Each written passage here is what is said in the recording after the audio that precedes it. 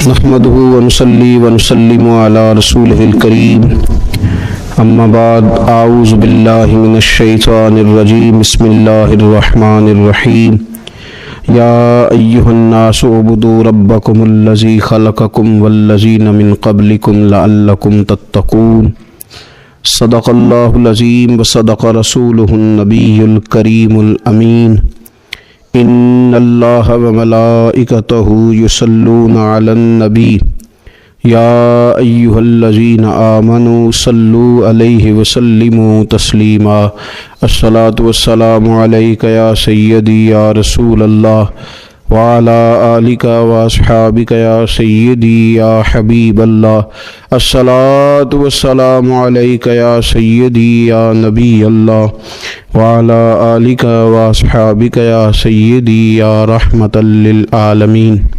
حمد و صلوات کے بعد ماہ رمضان المبارک کی خوبصورت گھڑیوں میں فکری، تربیتی اور روحانی کورس کے نام سے چند گزارشات نماز تراویح کے بعد اہل اسلام بالخصوص وہ لوگ جو اپنے آپ کو راہ سلوک کا مسافر سمجھتے ہیں اور اپنی تربیت کے لیے فکر مند رہتے ہیں، ان کی اور اپنی اصلاح کے لیے چند باتیں یہاں کی جائیں گی۔ اللہ تبارک و تعالی اخلاص کا وضو عطا فرمائے، نیتوں اور ارادوں کو پاکیزگی نصیب فرمائے اور اس ماہ مبارک کی ساری برکات اور اس کے ثمرات اور اس کی روحانیت سے ہم سب کو فیض یاب فرمائے۔ اہل ایمان کا یہ شیوہ ہے کہ وہ اپنے رب سے شدید محبت کرتے ہیں۔ قرآن حکیم میں اللہ تعالیٰ نے فرمایا ہے کہ والذین آمنوا اشد حبا للہ، فرمایا وہ لوگ جو ایمان لائے وہ اپنے رب سے شدید محبت کرتے ہیں۔ وہ جب اپنے رب کی نعمتوں کو یاد کرتے ہیں، جب وہ اپنے مالک کے احسانات کا تصور کرتے ہیں، جب وہ اپنے رب کے بے پایا کرم کی طرف دیکھتے ہیں تو اپنے مالک سے شدید محبت کرتے ہیں، اور جب وہ اپنے مالک سے اس قدر زیادہ بڑھ کے محبت کرتے ہیں تو پھر وہ ان سب تقاضوں کو پورا کرنا چاہتے ہیں، ان سب چیزوں کی طرف بڑھنا چاہتے ہیں جو انہیں اللہ تبارک و تعالیٰ کی محبت کی طرف لے کر کے جاتی ہیں۔ اللہ تبارک و تعالیٰ چونکہ اپنے بندوں کی طلب سے آگاہ ہے، اپنے بندوں کی پیاس کو جانتا ہے، ان کے دلوں میں اس کی طرف بڑھنے کا جو جذبہ ہے، اس جذبے سے مالک پوری طرح نہ صرف آگاہ ہے بلکہ اپنے کرم سے اس کی تسکین بھی فرماتا ہے۔ تو اللہ تبارک و تعالیٰ نے وہ سارے راستے ہمیں عطا فرمائے جو رب کریم کی محبت کی طرف ہمیں لے جاتے ہیں اور اس کی محبت کی لذت ہمارے دلوں کے اندر پیدا کرتے ہیں۔ جب اہل ایمان اللہ سے بڑھ چڑھ کے محبت کریں اور اپنے مالک کی طرف وہ سب سے زیادہ اپنے قدموں کو، اپنے دلوں کو، اپنی توجہ کو بڑھائیں تو انہیں کچھ کام ایسے ہیں جو زیادہ کرنے چاہیے۔ ان کاموں میں سے ایک بڑا کام یہ ہے کہ وہ اپنے رب کی عبادت کریں۔ عبادت تو رب کے ہر حکم کو تسلیم کر لینے کا نام ہے، لیکن ہمارے ہاں عبادت کا تصور اکثر نماز کے لیے لیا جاتا ہے۔ قرآن حکیم میں اللہ تعالیٰ نے ارشاد فرمایا یا ایھا الناس اعبدوا ربکم الذی خلقکم والذین من قبلکم لعلکم تتقون، فرمایا لوگو اپنے رب کی عبادت کرو جس نے تمہیں پیدا کیا اور تم سے پہلے لوگوں کو پیدا کیا، اور اس امید پر اپنے رب کی عبادت کرو کہ لعلکم تتقون، تاکہ تم پرہیزگار بن جاؤ۔ اپنے مالک کے حضور اپنی پیشانی کو جھکا دینا عبادت انتہائی درجے کی عاجزی کو کہتے ہیں۔ اپنی پیشانی کو، اپنے ناک کو، اپنے پورے وجود کو اپنے مالک کے حضور انتہائی عاجزی کے ساتھ جھکا دینا اور ساری بلندیاں اور ساری رفعتیں اور ساری عظمتیں رب ہی کی تسلیم کرنا، اس کا نام عبادت ہے۔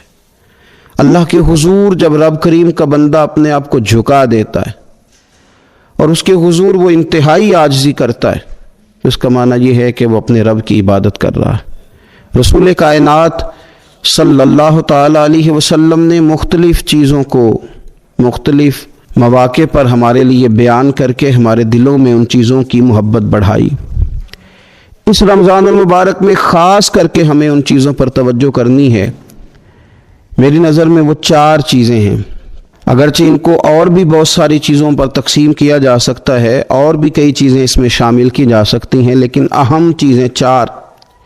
ایک تو نماز کا پڑھنا، نوافل کا پڑھنا، رات کو قیام کرنا، سحری کے لیے تو اٹھنا ہی ہے، تو اٹھتے وقت تہجد کی نماز کو اہمیت دینا، نماز تراویح کو ذرا شوق کے ساتھ ادا کرنا، نفل کا قیام کرنا، عبادت کے لیے اپنے آپ کو تیار کرنا، اور دوسرے نمبر پر قرآن حکیم کی تلاوت کو ذوق شوق کے ساتھ کرنا، اپنا محبت کا، پیار کا رشتہ قرآن پاک کے ساتھ مضبوط کرنا، اور تیسرا کثرت کے ساتھ استغفار پڑھنا، اپنے مالک سے اپنے گناہوں کی معافی مانگنا، آئندہ گناہ نہ کرنے کا عہد کرنا، اور چوتھا دعائیں مانگنا۔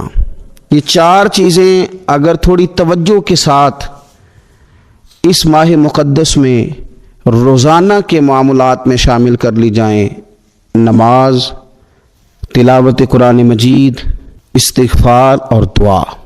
آپ دیکھیے کہ نبی کریم صلی اللہ تعالی علیہ وآلہ وسلم نماز کے اندر محو رہنے کو پسند کرتے تھے۔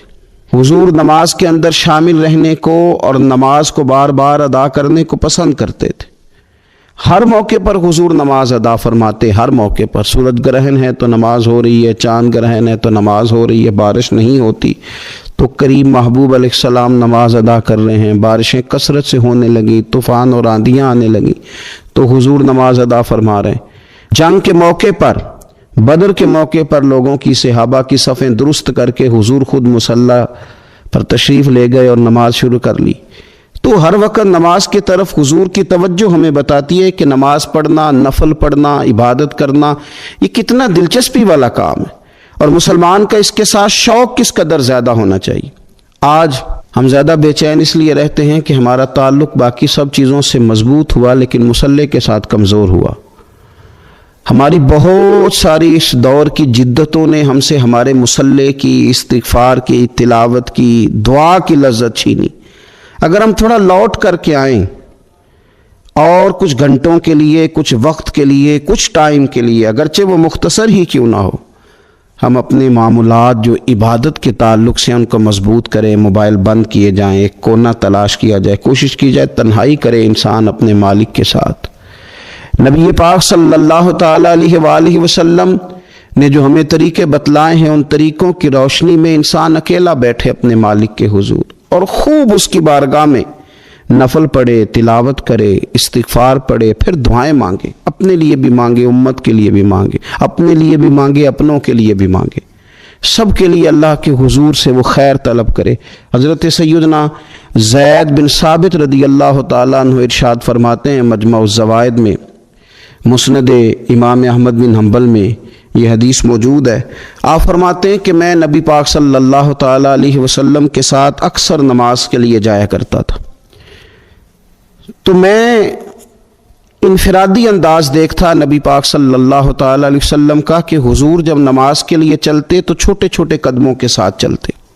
جو نبی پاک صلی اللہ تعالیٰ علیہ وسلم کا روٹین میں چلنے کا انداز ایک کریمانہ تھا، اس سے ہٹ کر حضور مختصر قدم اٹھاتے اور نماز کے لیے تشریف لے جاتے۔ میں اس خوبصورت ادا پر توجہ کرتا تو میرے کریم محبوب صلی اللہ تعالیٰ علیہ وسلم نے مجھ سے فرمایا، زید تم جانتے ہو میں مختصر قدم کیوں اٹھاتا ہوں؟ حضور دلوں کا حال جانتے ہیں نا، تو فرمانے لگے تمہیں خبر ہے میں اختصار کے ساتھ قدم کیوں اٹھاتا ہوں؟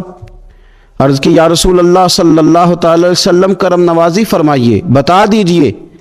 تو حضور فرمانے لگے کہ جب تک انسان نماز کی طلب میں رہتا ہے نا، وہ نماز ہی میں رہتا ہے۔ وہ جب نماز کی طلب میں ہوتا ہے تو نماز ہی میں ہوتا ہے۔ تو میں چھوٹے چھوٹے قدم اٹھاتا ہوں، ذرا آہستہ چلتا ہوں، تاکہ جتنا وقت طلب نماز میں ہو وہ نماز ہی میں گزرے۔ ذکر حبیب کم نہیں وصل حبیب سے، محبوب کا ذکر بھی اس سے ملاقات ہی ہوتا ہے۔ تو یہ جو سفر ہے نا نماز کے لیے جانے کا، میں چاہتا ہوں کہ یہ ذرا لمبا ہو جائے، اس میں ذرا وقت ملے تاکہ مالک کے ساتھ میں جڑا رہوں، میرا تعلق مضبوط رہے۔ تو سرور کائنات صلی اللہ تعالیٰ علیہ وسلم کی جو خاص دلچسپی ہے نماز کے ساتھ، نفل کے ساتھ، عبادت کے ساتھ، حضور صلی اللہ علیہ وسلم نے ارشاد فرمایا، مسلم شریف میں حدیث موجود ہے، فرمایا اللہ تعالیٰ کے بندہ سب سے زیادہ قریب پتہ کب ہوتا ہے؟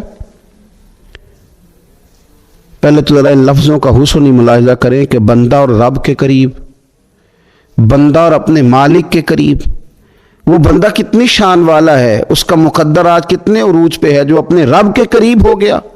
حضور فرمانے لگے غلاموں سنو، بندہ اپنے رب کے سب سے زیادہ قریب سجدے کی حالت میں ہوتا ہے، لہذا فرمایا سجدوں میں کثرت سے دعا کیا کرو، گویا اس سے مانگ لیا کرو سجدوں میں، اب تمہارا قرب ہے، اب تم جب کشکول طلب دراز کرو گے تو وہ تمہیں عطا کرے گا، جب تم نے اپنا سر سجدوں میں رکھا ہو تو پھر اپنی آرزویں لے آؤ ساری، اب رب تمہارے کشکول بھرے گا، تمہیں خیرات ملے گی، تمہاری طلب سے بڑھ کر تمہیں عطا کیا جائے گا۔ تو عبادت کے ساتھ جب آپ کا تعلق ہوتا ہے تو آپ قرب الہی میں ہوتے ہیں، اللہ کے قریب چلے جاتے ہیں۔ شرط یہ ہے کہ تھوڑی دیر بھول جائیں موبائل کو، تھوڑی دیر چھوڑ دیں دنیا داری کے خیالات، تھوڑی دیر وہ ایک دن چھوڑ کے سارا کچھ بھی تو جانا ہے نا اللہ کے حضور۔ تو آج بھی اگر کچھ وقت کے لیے ترک کیا جائے، اسلام میں رہبانیت نہیں، لیکن حضور تہجد کی نماز پڑھتے تھے، حضور اعتکاف کرتے تھے، غار حرا میں وقت گزارا نبی پاک علیہ السلام۔ کچھ وقت تو ایسا ہو جو انسان اپنے رب کے ساتھ گزارے، اللہ کے ساتھ اپنے تعلق کو وہ مضبوط کرے۔ دیکھیے حضرت سیدنا یوسف بن عبداللہ بن سلام رضی اللہ تعالیٰ عنہ، یہ حضرت عبداللہ بن سلام رضی اللہ تعالیٰ عنہ معروف صحابی رسول صلی اللہ تعالیٰ علیہ وسلم کے صاحبزادے ہیں، یہ حضرت ابو درداء رضی اللہ تعالیٰ عنہ سے ملنے کے لیے تشریف لے گئے۔ فرماتے ہیں کہ جب میں ان سے ملنے کے لیے گیا تو وہ شدید علیل تھے، حضرت سیدنا ابو درداء رضی اللہ تعالیٰ عنہ بڑے جلیل القدر صحابی ہیں اور بڑے صاحب الرائے آدمی ہیں۔ حضرت عمر فاروق رضی اللہ تعالیٰ عنہ اکثر ان سے مشورہ لیا کرتے تھے۔ فرماتے ہیں جب ان سے ملنے کے لیے گیا تو وہ سخت بیمار تھے اور اسی بیماری میں ان کا وصال ہوا۔ میں ان سے ملنے گیا تو مجھ سے کہنے لگے کہ بھتیجے، حضرت عبداللہ ابن سلام کے بیٹے ہیں نا یوسف بن عبداللہ، تو وہ چونکہ ان کا دوستانہ تھا، کہنے لگے بھتیجے تم اس شہر میں کس طرح آئے؟ تو جناب یوسف بن عبداللہ کہتے ہیں میں نے عرض کی کہ آپ کا میرے والد کے ساتھ جو تعلق تھا، جو دوستانہ تھا، اس تعلق نے مجھے مجبور کیا کہ میں آپ کی تیمارداری کروں۔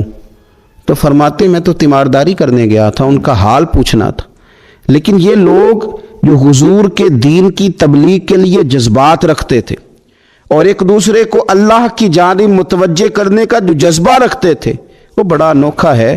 ایک شخص تیمارداری کرنے گیا ہے تو حضرت سیدنا ابو درداء رضی اللہ تعالیٰ عنہ فرمانے لگے بھتیجے میں اس وقت اس کیفیت میں ہوں کہ جھوٹ بولنا بہت برا ہے، یعنی جھوٹ بول ہی نہیں سکتا کہ اس بیماری میں ہوں جس میں مجھے لگتا ہے کہ میں دنیا سے چلا جاؤں گا۔ فرمانے لگے اللہ کی قسم میں نے خود رسول پاک صلی اللہ علیہ وسلم سے سنا ہے کہ جو شخص اچھے طریقے سے وضو کرے، وہ تیمارداری کرنے آئے اور یہ ان کو نماز کی طرف، عبادت کی طرف مائل کر رہے ہیں۔ فرماتے میں نے خود حضور صلی اللہ علیہ وسلم سے سنا ہے کہ جو شخص اچھے طریقے سے وضو کرے پھر 2 رکعتیں نماز پڑھ لے یا 4 رکعتیں نماز پڑھ لے، اخلاص کے ساتھ پڑھے، اچھا وضو کرے، 2 رکعتیں پڑھ لے یا 4 پڑھ لے، یعنی 2 نفل ادا کرے یا 4 کر لے، اور پھر وہ خلوص کے ساتھ اپنے رب سے مغفرت طلب کرے تو اللہ اس بندے کی بخشش فرما دے گا۔ یہ میں نے سنا ہے حضور سے، یہ میں نے خود سنا ہے۔ مرض وصال میں سیدنا ابو درداء رضی اللہ تعالیٰ عنہ اس کو بیان کرتے ہیں۔ تو رمضان المبارک کے اندر ہمیں موقع ملتا ہے نماز پڑھنے کا، نماز تراویح کا، رات کے قیام کا موقع میسر آتا ہے۔ ایک تو عشاء کے بعد موقع ملا تراویح پڑھنے کے، ایک یہ کہ ہم کو سحری میں اٹھنا ہے، اور تہجد کی وہ خاص فضیلتیں جو عام دنوں میں کئی دفعہ مشکل ہوتی ہیں، وہ اٹھنا تو ہے۔ اگر تھوڑا سا 10 منٹ پہلے اٹھا جائے، وضو کیا جائے، اچھے طریقے سے کچھ نوافل ادا کر لیے جائیں، پھر سحری کے معاملات میں مشغول ہوا جائے۔ نبی پاک صلی اللہ تعالیٰ علیہ وآلہ وسلم ارشاد فرماتے ہیں، یہ ترمذی شریف کی حدیث ہے، حضور علیہ الصلوۃ والسلام نے ارشاد فرمایا کہ رات کا قیام اپنے اوپر لازم کر لو، اگرچہ یہ لازم کرنا یہ استحبابی حکم ہے، حضور صلی اللہ تعالی علیہ وسلم نے اسے فرض قرار نہیں دیا، لیکن حضور شوق دلاتے ہیں۔ فرمایا رات کا قیام، رات کا قیام، ساون کی کالی راتوں میں جب بوندا باندی ہوتی ہے، وہ راتوں کو اٹھ اٹھ روتے ہیں جب خلقت ساری سوتی ہے۔ اور حضرت میاں صاحب رحمۃ اللہ علیہ نے فرمایا تھا کہ رات پوے تے بے دردانو نیند پیاری آوے، تے درد مندانو یاد سجن دی ستیاں بھی آن جگاوے۔ فرمایا رات کا قیام، حضور سید عالم صلی اللہ تعالی علیہ وسلم فرماتے ہیں رات کا قیام اپنے اوپر لازم کر لو، اس لیے کہ یہ رات کا قیام تم سے پہلے نیک لوگوں کا طریقہ ہے، اور یہ تمہارے لیے قرب خداوندی کا باعث ہے، یہ تمہیں اللہ کے قریب کر دے گا۔ اور حضور صلی اللہ تعالی علیہ وسلم فرمانے لگے یہ رات کا قیام تمہاری برائیوں کو مٹا دے گا اور یہ تمہیں گناہوں سے روک لے گا، گویا رب کریم تمہیں معافی عطا فرمائے گا، یہ تمہارے لیے بخشش کا ذریعہ بن جائے گا۔ یہ برائیوں کو مٹانے والا ہے رات کا قیام، یہ گناہوں سے روکنے والا ہے رات کا قیام۔ تو نماز کی طرف خاص توجہ کریں۔ اسی طرح کا معاملہ تھوڑا سا ہمیں ذوق کے ساتھ قرآن پاک کی تلاوت کے ساتھ اپنے آپ کو وابستہ کرنا چاہیے۔ بہقی شریف میں حدیث ہے، نبی پاک صلی اللہ تعالی علیہ وسلم نے فرمایا میری امت کی سب سے افضل عبادت تلاوت قرآن ہے، سب سے افضل عبادت تلاوت قرآن ہے۔ اور حضور صلی اللہ تعالی علیہ وسلم فرماتے ہیں قیامت کے دن قرآن پڑھنے والے سے کہا جائے گا تو پڑھ، تو جتنی آیتیں پڑھتا جائے گا رب تیرے اتنے درجے بلند کرتا جائے گا۔ تلاوت قرآن کے ساتھ خاص ذوق، رمضان شریف کے اندر گھروں کے اندر اگر قرآن پاک کی تلاوت کی جائے، ہم دیکھتے تھے جب دیہاتوں میں ہوتے تھے تو گھر کے اندر بڑا ذوق ہوتا تھا قرآن پاک کی تلاوت کا، بہن بھائی ایک دوسرے سے پوچھتے تھے تیرا کون سا سپارہ ہے، تو وہ کہتا تھا میں کیوں بتاؤں، تو بتا تیرا کون سا ہے۔ کیوں؟ اس لیے کہ ایک شوق ہوتا تھا کہ ایک دوسرے سے آگے بڑھنا۔ تو نبی پاک صلی اللہ تعالی علیہ وسلم نے فرمایا دنیا میں قرآن مجید پڑھتا تھا، اس سے قیامت کے دن بھی کہا جائے گا کہ اب تو پڑھنا، تو وہ جتنی آیات پڑھے گا رب اس کے اتنے درجے بلند کرے گا۔ تو رمضان شریف کے اندر خاص ذوق قرآن مجید کی تلاوت کا۔ پھر اسی طرح کا معاملہ استغفار کے ساتھ، نفل پڑھے جائیں، تلاوت کی جائے، اور پھر استغفار کثرت سے پڑھا جائے، استغفار کثرت سے پڑھا جائے۔ نبی پاک صلی اللہ تعالی علیہ وسلم کا نا محبوب وظیفہ استغفار پڑھنا، اللہ کے حضور توجہ کرنا، توبہ کرنا۔ حضور تو معصوم ہے، نبی پاک تو معصوم عن الخطا، حضور سے تو معاذ اللہ کوئی گناہ سرزد ہوتا ہی نہیں، اور انبیاء کے بارے میں جو کوئی ایسے نظریات رکھے وہ گمراہ ہے۔ لیکن حضور صلی اللہ تعالی علیہ وسلم نے فرمایا لوگو، یہ بخاری مسلم میں حدیث ہے، فرمایا لوگو اللہ تبارک و تعالیٰ کی بارگاہ میں توبہ کرو، بخشش طلب کرو۔ حضور فرماتے ہیں میں دن میں 100 مرتبہ اپنے رب کی بارگاہ میں توبہ کرتا ہوں۔ حضور تو معصوم ہے۔ یہ توبہ کس لیے ہے؟ یہ تعلیم امت کے لیے، یہ ہمیں سمجھانے کے لیے، یہ ہماری توجہ دلانے کے لیے، یہ بتانے کے لیے ہے کہ یہ استغفار درجات کو بلند کرتا ہے۔ اللہ کی طرف رجوع کرنے کے لیے کثرت کے ساتھ استغفار کی جائے، اپنے رب سے معافی مانگی جائے۔ ہم انسان ہیں، کچھ غلطیاں نہ چاہتے ہوئے بھی ہو جاتی ہیں، بہت کوشش کے باوجود کچھ چیزوں پر کنٹرول نہیں رکھ پاتے، ہم سے سرزد ہو جاتی ہیں۔ رمضان کی ساعتوں میں، صبحوں میں، شاموں میں، سحری میں، افطار میں، تراویح میں، تہجد میں اگر اللہ کے حضور استغفار کی جائے، اللہ کے حضور استغفار کی جائے۔ مسند امام احمد بن حنبل میں حدیث ہے، حضور صلی اللہ تعالی علیہ وسلم فرماتے ہیں، اور یہ حدیث اتنی زیادہ انسان کو خوشی دیتی ہے اور رب کی رحمت کو بندے کے اتنا قریب کر دیتی ہے، اتنا اللہ کے قریب کر دیتی ہے کہ انسان جھوم اٹھتا ہے۔ کبھی اس حدیث کے جملوں پر غور کریں، نبی پاک صلی اللہ تعالی علیہ وآلہ وسلم کس طرح رب کی رحمت ہمارے سامنے بیان کرتے ہیں، اور جب حضور اپنی زبان نور سے بیان کرتے ہیں پھر تو یوں لگتا ہے کہ روح کی گہرائیوں تک بات چلی گئی۔ حضور سید عالم صلی اللہ تعالی علیہ وسلم فرماتے ہیں شیطان نے رب کریم کی بارگاہ میں یہ کہا تھا کہ اے مالک مجھے تیری عزت کی قسم، جب تک ان لوگوں کے جسموں میں روح رہے گی میں انہیں گمراہ کرتا رہوں گا۔ جب اللہ نے اسے کہا نا کہ تو نکل جا، تو मरदूद है। तो उसने कहा मुझे तेरी इज्जत की कसम, जब तक इनके जिस्मों में रूह बाकी है मैं इन्हें गुमराह करता रहूंगा। तो मेरे करीम महबूब अलैहिस्सलाम, मदीने वाले प्यारे हबीब अलैहिस्सलाम फरमाते हैं, रब करीम ने फरमाया सुन ओ इब्लीस, अगर तू ये कसम उठाता है कि तू जब तक इनके जिस्मों में रूह है इन्हें गुमराह करता रहेगा, तो फिर मुझे भी अपने इज्जत और जलाल की कसम, ये जब तक मुझसे माफी मांगते रहेंगे मैं इन्हें माफ करता रहूंगा, मैं भी इन्हें माफ करता रहूंगा, ये जब जब मुझसे बख्शिश मांगेंगे, जब जब मुझसे बख्शिश मांगेंगे। इस यहाँ से कभी हमने किनारा न किया और तूने भी तो दिल आजुर्दा हमारा न किया। हमने तो जहन्नम की बहुत की तदबीर, पर मेरे मौला तेरी रहमत ने गवारा न किया।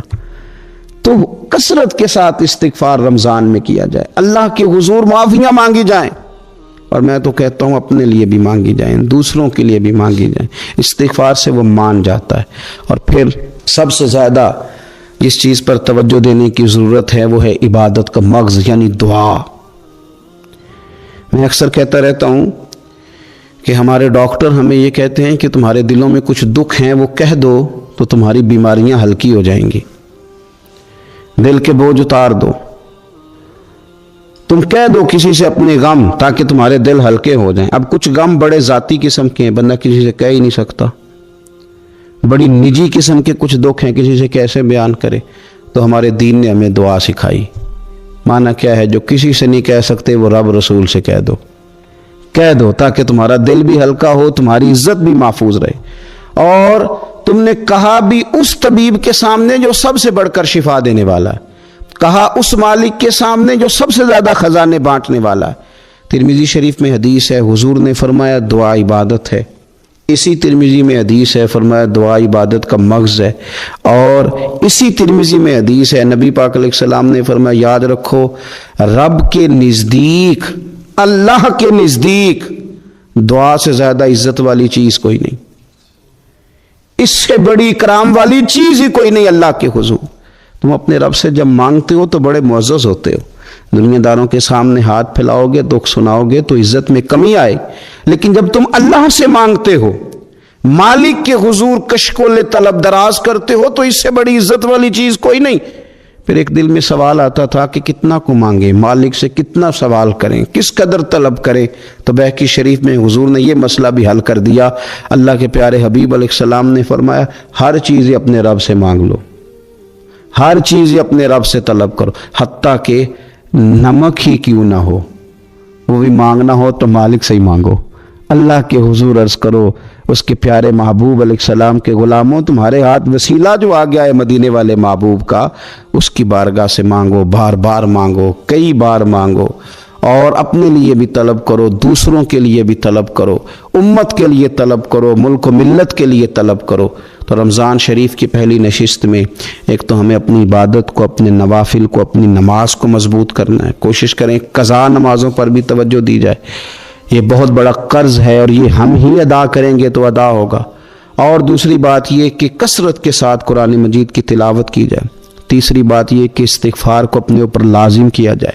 और चौथी बात, दुआएं मांगी जाएं। रमज़ान की घड़ियां बड़ी कबूलियत वाली हैं, बड़ी कबूलियत वाली हैं। इफ्तार के वक्त जो बंदा मांगता है रब उसकी दुआ को कबूल फरमाता है। इन औकात में अल्लाह से मांगा जाए और खूब मांगा जाए। ए अल्लाह, इस माह मुकद्दस का सदका उम्मत मुस्लिमा के लिए रहमत वाले फैसले फरमा। आखिर दावाया दे के हुजूर आखण मंगते दी खैर होवे, दे के हुजूर आखण मंगते दी खैर होवे। मंगता कवे सखी दे, मंगता कवे सखी दे, बूहे दी खैर होवे। दे के हुजूर आखण मंगते दी खैर होवे, दे के हुजूर आखण। और जन्नत बनी जगह लगया जड़ी जगह ते, जन्नत बनी जगह